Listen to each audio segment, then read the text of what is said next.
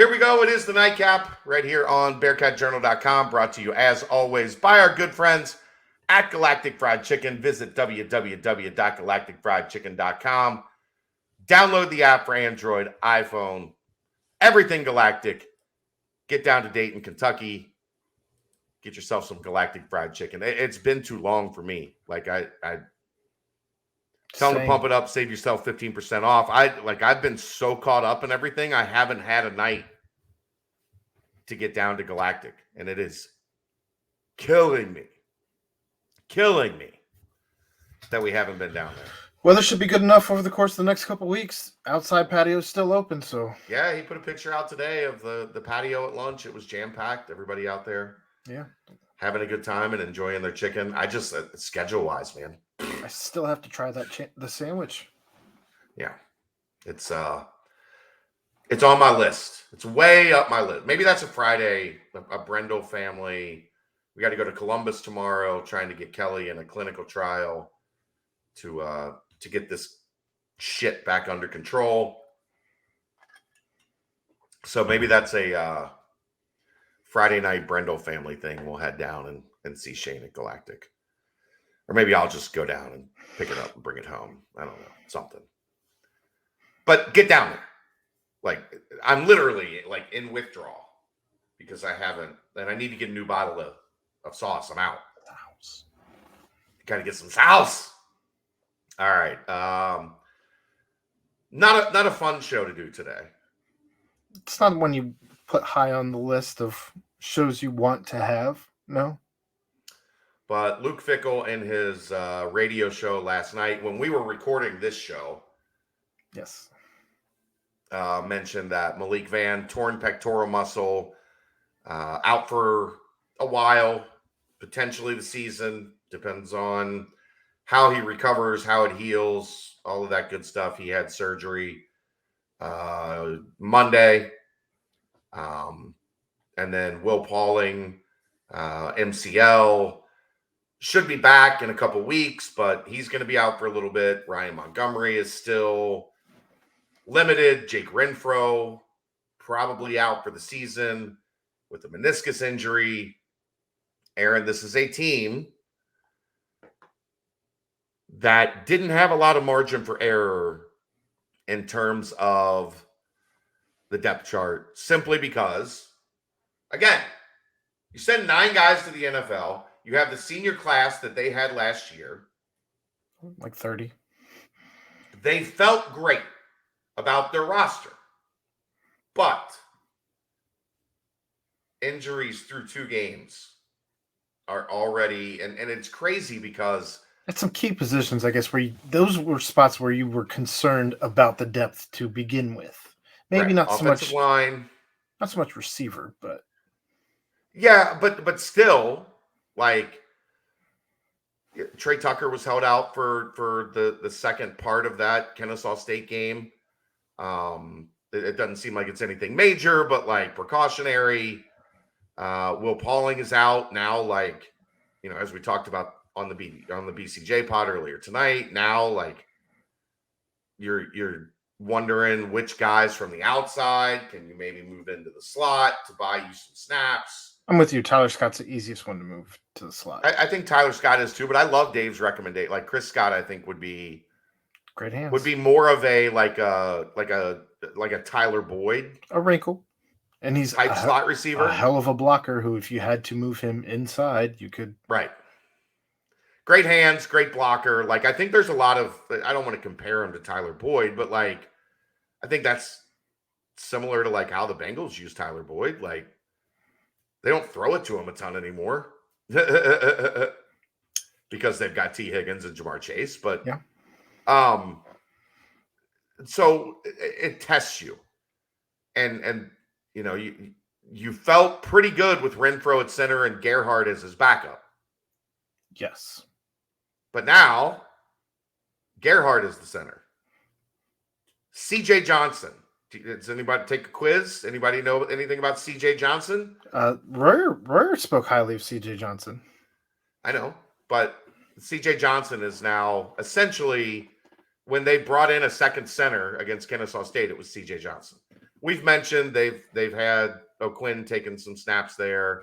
They've had Joe Huber taking some snaps there. Mm-hmm. Pretty much everybody, but James Tunstall has been given a look at center. I don't know if they put Coop back there either. I think they've tried him, and it wasn't a fit. That position wasn't a fit for him. I also don't think you're going to see Metz taking any snaps. Probably not. No, probably not. But like it messes with the feng shui. Well, I mean, your depth. I know we don't normally talk a ton about Bengals here, but I mean, we saw what an offensive line that isn't gelling can look like in Cincinnati in game 1 against Pittsburgh. But yeah, I mean, obviously, the more an offensive line plays together, and especially an offensive line where you've got some young pieces like a Joe Huber, like a Gavin Gerhardt. Yeah, absolutely. There's certainly some room for disaster when you start messing with the pieces there on the offensive line. But you also wonder when Metz is going to be back and healthy. You wonder he's back. Like he's settled into basically he's the swing right side guy. And that's right guard, right tackle. That's a good situation there. Then obviously he's still got an all-conference backup. he's still recovering from ankle surgery, and I can't imagine that he's 100%. No, but he's at practice every day. Like serviceable. He's active, right? Like serviceable. Yeah. And then you got Coop and Tunstall on the left side. You've got John Williams over there as potential fill-in. Like there are still they're not bone dry because of the center's injury. Center's the biggest spot where you're terrified. But I think we're now they are one injury away from like how does the puzzle fit together going forward? I think is the best way to put it. And Malik, what did we talk about with that defensive line? Powerful. We feel great about the front three. Yeah. But now, and we felt really good about Eric Phillips. And Eric Phillips has had, I think, a really, really good start to the season. Absolutely. So now Eric Phillips goes in for Malik Vann. Not just against Kennesaw, also against Arkansas. Yes. Yeah. Eric Phillips has had a good start. Mm-hmm. But now who's behind Eric Phillips? Is it Ryan Mullaney, who saw a bunch of action? He did. And was productive in that time. Was productive. That was good. Or, like, you got to remember against Kennesaw State, they didn't play. What kind of surprised me, we didn't see Briggs and Corleone together. No, you didn't. We saw Briggs with Jabari Taylor as the two tackles and then two ends. And then when Corleone and the second unit came in, it was actually Justin Watley. I saw that. That played inside with Corleone, and then Mullaney and Potter were generally outside with the second unit. I mean, if you're going to rotate those four guys in, that's how you're going to play it, right? Like, you're not going to slide, I wouldn't think, Potter or Mullaney in. No. Like, I think I don't think it's shocking. I'm just saying that's how. So I think you still feel pretty good, 8 guys on your defensive line. All that said, though, how often are we going to be running 4 down linemen going against forward? Navy? And I think what you'll see is if they do it, they have done a lot of 4 down, either against 12 personnel or on obvious passing downs. They've gone with the 4 down look. But that has been more where Jaheim comes and plays that. Yeah. I got to cough for a second. But I don't know. I mean, that was a position that they were certainly concerned about depth, and depth has shown up, and depth has shown out. So now what I think is going to be interesting. Do we see a Rob Jackson get a look? Does Mullaney hold off Rob Jackson?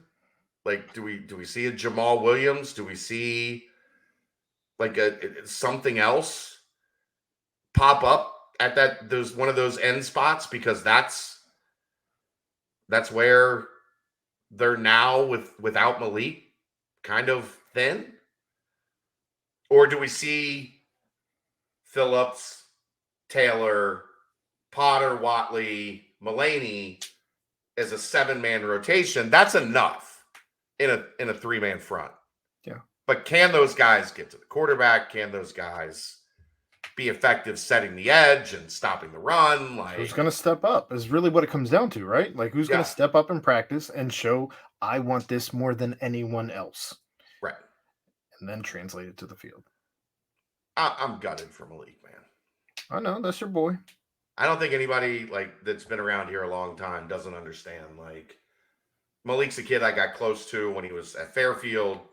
That was right when Tim was transitioning out. I was kind of having to handle everything at that point in time. Like, that's why I'm so close with Josh. That's why I'm so close with Malik. A lot of those guys in that 2018 class, because it was, I was doing a lot of the boots on the ground recruiting stuff back then. Malik's my guy, man. Like, love that kid. Like, love what the city means to him. Love everything about him. And when he told me on Saturday he had torn his pec, I just like was. You saw me when you got down to the field. I was like, yeah, like I wasn't in a good place because I just hate it because you could tell he was, as he like, you know, he was not just hurting physically but emotionally. Like, that's a kid that felt like last year was his year. As everybody else was raising their draft profile, right? He had the chance to do the same, suffered a high ankle sprain, tried everything humanly possible to fight through it, had ankle surgery, sat out the spring, finally got the ankle back right, felt like, okay, now this year I'm going to go out there and be a leader of this defense and really showcase myself and get my chance to move on to the next level. And then before he even really gets a chance to take off, he's done for the year. Like, yeah, and I mean, we talked a little bit about it on the field, you and I. I mean, it sucks. You're absolutely gutted for a guy who came back to be the leader of this defense and try and do everything he could to get them back to a situation where they could potentially be either in the conversation for the college football playoff again, or at least in some type of good New Year's Eve 6 bowl contention. So yeah, I mean, you're absolutely gutted for a guy who had the opportunity to come back and let's be honest, Terrell White was the first hometown hero in that abbreviated Luke Fickell class. But Malik Vann in 2018, which was the real first Luke Fickell class, he was number one in terms of the locals. Took it to a different level. He set the stage for him and Wiley and Lenny Taylor and Tavion Thomas and that hometown, that original hometown heroes movement. There's an iconic picture. There's a couple guys that didn't make it or didn't end up committing to UC, but all of them like all together on a recruiting like barbecue or whatever. And it's Malik and Hicks and Wiley and Lenny and like all like the guys that have become a huge part of the foundation of all this. Yeah. And to see that end like that, like on a, you know, innocent play in the first half against an FCS team. Mm-hmm. Sucks, man. Sucks. We'll get him on here at some point. Like I'm not going to do it anytime in the near future because he's hurting. You got to let that marinate a little bit. Yeah, once he's not over it, but you know, once he's in a better spot in the process, like I'll see if he wants to jump on and join us and talk and you know talk about his time. And he's got an extra year if he wants it. That's going to be a tough decision. Like 6. I always like. I'm at like, yeah, there's potential pot of gold at the end of the rainbow. But imagine, I wasn't a college guy. It wasn't my thing. 6 years, like 6, with a college football schedule. Yeah. I think after 4, I probably would have like, you know what? He's looking at that schedule for next year, and he's like, do I want to go to Lubbock?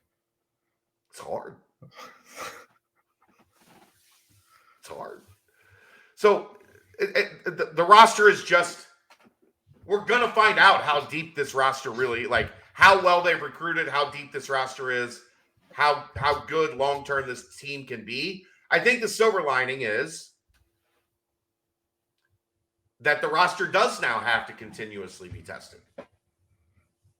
You pull some people out of their comfort zone that have to now step up and contribute, right? Like, sure. It affects special teams. It affects depth. Who's, even with Pauling out for a couple weeks, who's got to, take some of those reps as the gunner.